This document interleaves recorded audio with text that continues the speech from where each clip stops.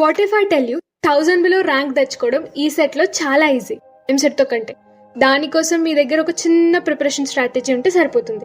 కాబట్టి ఈ వీడియోని ఎండ్ వరకు చూడండి, మీకు క్లియర్ ఐడియా వస్తుంది.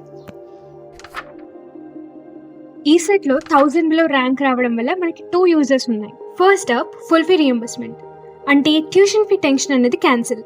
ఇది అన్ని క్యాస్ట్కి అప్లికబుల్. అంటే మీరు ఎస్సీ ఎస్టీ అయినా, బీసీడీ అయినా, ఓసీ అయినా 1 to 1000 బిలో ర్యాంక్ వచ్చిన ప్రతి ఒక్క స్టూడెంట్కి గవర్నమెంట్ ఫుల్ ఫీ స్కాలర్షిప్ అన్నది ఇస్తుంది. అండ్ నెక్స్ట్ కాలేజెస్ గురించి మాట్లాడదాం. 1000 బిలో ర్యాంక్ అర్థం టాప్ 20 కాలేజ్లో సీట్. అండ్ మనకి మంచి కాలేజ్లో సీట్ వస్తే బెటర్ ప్లేస్మెంట్ ఆపర్చునిటీస్ అన్నీ ఉంటాయి అండ్ హైయర్ ప్యాకేజెస్. ఈ సెట్ మనకి 200 క్వశ్చన్స్కి అవుతుంది, 180 minutes కదా, అందరికీ తెలుసు. 200 మనకి ఎక్కువ అనిపించచ్చు, కానీ 1000 బిలో స్కోర్ చేయడానికి 200 మార్క్స్లో 50% స్కోర్ చేస్తే సరిపోతుంది. అంటే 100 to 200 మధ్యలో కనుక మీకు మార్క్స్ వస్తే గ్యారెంటీగా 1000 బిలో ర్యాంక్ అన్నది మీకు గ్యారెంటీగా వస్తుంది. సో ఇప్పుడు 100 to 200 మార్క్స్ మధ్యలో స్కోర్ చేయడం ఎలా అంటే, ఈ సెట్ అనేది 200 మార్క్స్కి కండక్ట్ అవుతుంది కదా. సో ఈ 200 మార్క్స్లో 100 engineering, 25 chemistry, 25 physics and 50 maths. దీంట్లో మీరు మెయిన్ ఫోకస్ చేసేది ఆ 100 క్వశ్చన్స్ ఏదైతే ఉందో ఇంజనీరింగ్ సబ్జెక్ట్, అది చాలా ఇంపార్టెంట్. బ్రాంచ్ ర్యాంక్కి, ఇంటిగ్రేటెడ్ ర్యాంక్కి కూడా. అందరు అనుకుంటారు ఇంటిగ్రేటెడ్ ర్యాంకే ఇంపార్టెంట్ అని చెప్పి, బట్ నో, బ్రాంచ్ ర్యాంక్కి కూడా చాలా ఇంపార్టెంట్. అసలు ఇంటిగ్రేటెడ్ కంటే బ్రాంచ్ ర్యాంక్కే చాలా ఇంపార్టెన్స్ ఉంది. అదేంటో నేను నెక్స్ట్ వీడియోలో చెప్తాను. అప్పటి వరకు సబ్స్క్రైబ్ చేసుకోండి అండ్ నోటిఫికేషన్ ఆన్ చేసుకోండి, మీకు తెలుస్తుంది మళ్ళీ వీడియో చేసినప్పుడు. ఇంజనీరింగ్ బాగా పర్ఫెక్ట్ అయిన తర్వాత మీరు అప్పుడు ఎంపీసీ పైన కాన్సన్ట్రేట్ చేయండి. ఎంపీసీలో మీకు ఏది ఈజీ అనిపిస్తుంది అది ప్లస్. గ్యారంటీగా 150 మార్క్స్, మొత్తం 150 మార్క్స్ పర్ఫెక్ట్గా ప్రిపేర్ అయ్యేటట్టు చూసుకోండి. ఇప్పుడు మీరు 150 మార్క్స్ ఏది ప్రిపేర్ అవుతారు అన్నది ఫిక్స్ అయిపోండి. ఇంజనీరింగ్ కెమిస్ట్రీ, ఫిజిక్సా లేకపోతే ఇంజనీరింగ్ మ్యాథ్సా అని. అలా అని మిగిలిన 50 మార్క్స్ వదిలేకండి, అది కూడా ఒకసారి రివైజ్ చేసుకోండి. ఎందుకంటే ఈసారి కాంపిటీషన్ అనేది ఎక్కువ ఉండబోతుంది. లాస్ట్ టైం 2024లో 30,000 మెంబర్స్ రాశారు రౌండ్ ఫిగర్ చేసుకుంటే. ఈసారి 50,000 రాసే ఛాన్సెస్ ఉన్నాయి. కాబట్టి కాంపిటీషన్ ఎక్కువ ఉంది, ఇంటిగ్రేటెడ్ ర్యాంక్ కూడా రావడం కష్టమే.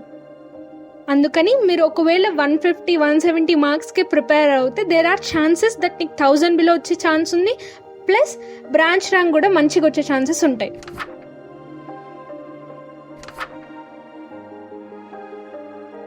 సో ప్రిపరేషన్ స్ట్రాటజీలో ఫస్ట్ మీరు చేయాల్సింది సిలబస్ కాపీని పారాగ్రాఫ్ వైజ్ కాకుండా టాపిక్ వైజ్ క్రియేట్ చేసి పెట్టుకోండి.